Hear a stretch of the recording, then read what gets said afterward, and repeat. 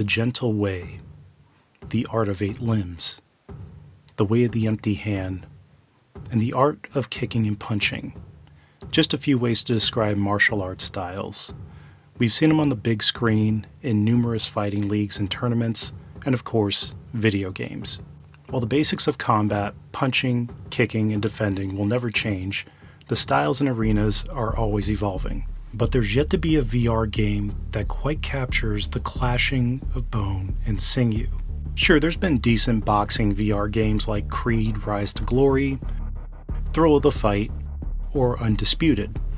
And these are all serviceable, but there's just not a lot of variety when it's all boxing. We've more recently seen VR make its way into the esports Olympics with VR Taekwondo, but the visual kinks still leave a lot to be desired. However, it would seem that there's a real want for laying a virtual beatdown with satisfying, impactful combat that can also improve your fighting skills.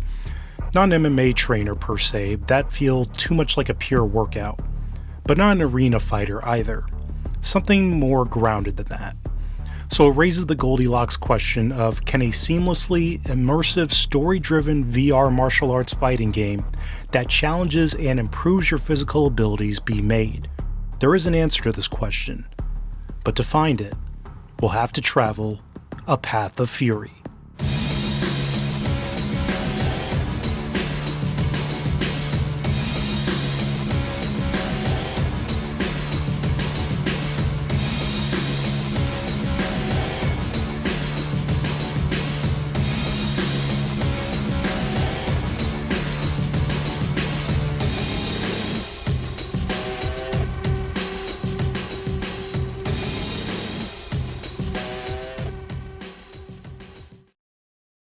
Our journey starts in the early 2000s, a time when VR was mostly found in clunky arcade setups. One of the first notable attempts was mocap boxing in 2001. This game, developed by Konami, used actual motion capture sensors to track your punches. It was far from precise, but for the time, it was revolutionary. You weren't just pressing buttons, you actually were throwing and dodging punches. I had the chance to play this game at my local arcade as a kid and remember it having these weighted gloves for the controllers, and it was even advertised as an arcade fitness game. It was one of the few games that always had an audience and people eagerly waiting for their chance to play, and it's by far one of the coolest interactive fitness combat games I've experienced. But with this game being nearly a quarter century old, the landscape of VR fighting hasn't shifted much from the arcade model, staying in the boxing ring but never stepping into the streets and broaching the sleeping dogs territory of beatdowns. What the VR landscape needed was something that wasn't concerned with fitting into the confines of sports or a basic select screen tournament fighting game, although I don't think anyone would complain about being VR Ryu. But VR games needed something with grit, something that just says, "You wanna fight?"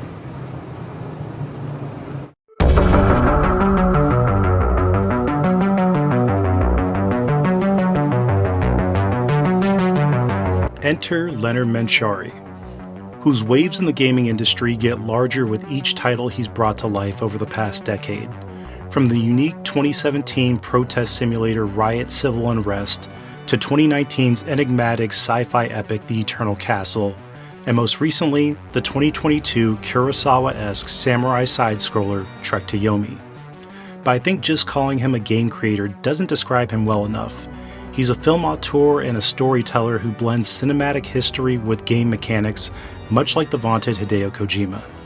But beyond that, he's an innovator and someone always pushing to do something new with every project.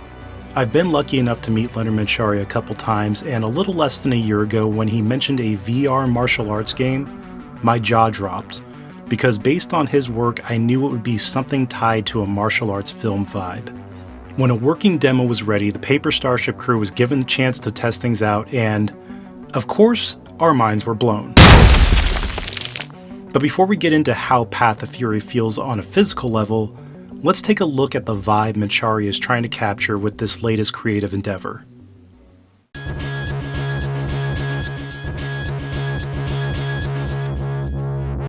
If you've seen the Raid films, Ong Bak, The Protector, and Old Boy, then you're familiar with some of the best martial arts movies and fight scenes of the past 25 years.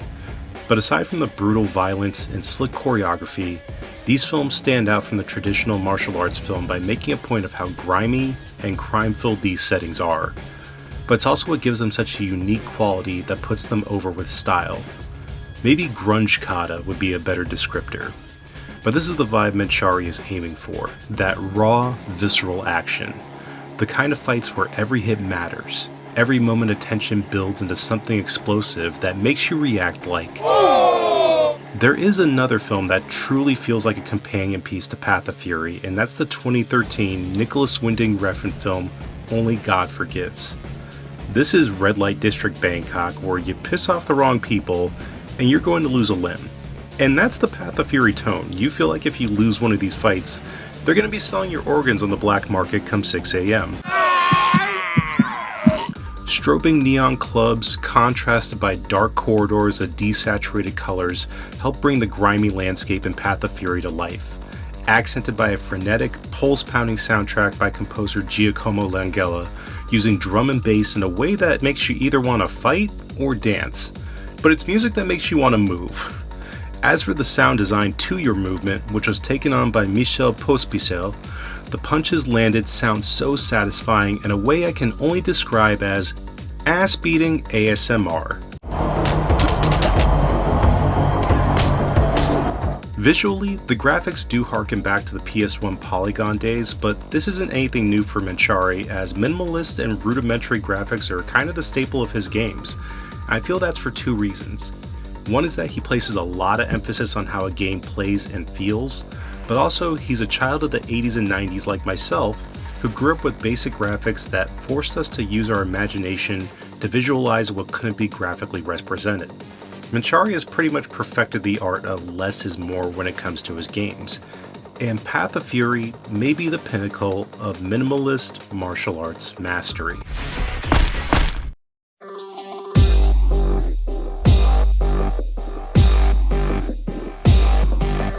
Path of Fury isn't just another VR brawler, it's a test of precision, rhythm, and movement. While your first instinct might be to throw wild punches, the real challenge lies in deliberate movement and hand positioning rather than just attacking blindly. At its core, Path of Fury blends fighting mechanics with rhythm-based gameplay. Striking an opponent isn't just about throwing a punch, it requires the right angle, force, and timing. Target areas don't remain active for long, which means you have to keep your head on a swivel, searching for openings while anticipating incoming attacks. And blocking is just as dynamic as attacking. You can block with open or closed hands, and the game rewards you for seamlessly switching between blocking and striking in a fluid dance-like motion. This fusion of mechanics makes for an experience that feels both cinematic and deeply strategic. Again, it's not a traditional fighting game, it's a game where combat is about timing, spatial awareness, and mastering the flow of action. The result is a VR experience that is as immersive as it is physically demanding, pushing players to move with precision and purpose in every fight. If I were to give the best reference comparison, it feels a bit akin to DDR meets Sifu, but in an awesome way that by the end may have you feeling like, I know Kung Fu. Show me. Thank you for watching, gang, and if you're as excited as we are, be sure to check out Path of Fury, which is now available on the MetaQuest store, and there is a link in the description as well. So prepare to jack in, master the movement, the rhythm, and of course, be ready to fight and forge your own bone-smashing, skull-crushing, heart-pounding Path of Fury. We'll see you in VR, guys. Later days.